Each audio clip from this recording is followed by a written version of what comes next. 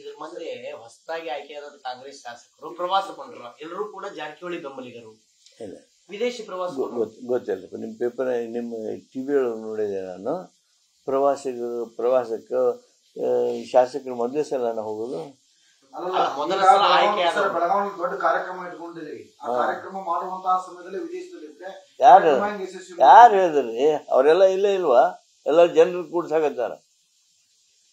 ಇಂಥ ಸುಳ್ಳು ಪ್ರಚಾರಗಳಿಗೆ ಅವಕಾಶ ಕೊಡಬೇಡ್ರಿ. ಶಾಸಕರು ಹೇಳ್ಯಾರ ನಾವು ಪ್ರವಾಸಕ್ಕೆ ಹೊಂಟಿವಿ ಅಂತ ಹೇಳಿ. ಅದಲ್ಲ ನೋಡ್ರಿ ಅಂತ ನಿಮ್ಮ ಮಾಹಿತಿ ತಪ್ಪಿದೆ.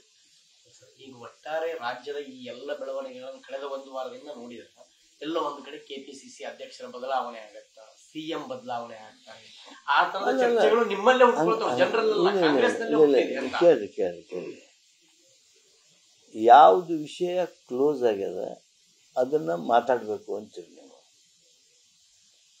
ಏನು ಹೇಳ್ಯಾರ ಮಲ್ಲಿಕಾರ್ಜುನ ಖರ್ಗೆ ಅವರು? ಯಾವಾಗ ಯಾವುದನ್ನು ಬದಲಾವಣೆ ಮಾಡಬೇಕು ಅದು ಹೈಕಮಾಂಡಿಗೆ ಗೊತ್ತದ, ನೀವು ಅದ್ರಾಗ ಯಾರೂ ಮಾತಾಡ್ತಕ್ಕದ್ದಲ್ಲ ಹೇಳಿದ್ರಲ್ಲ.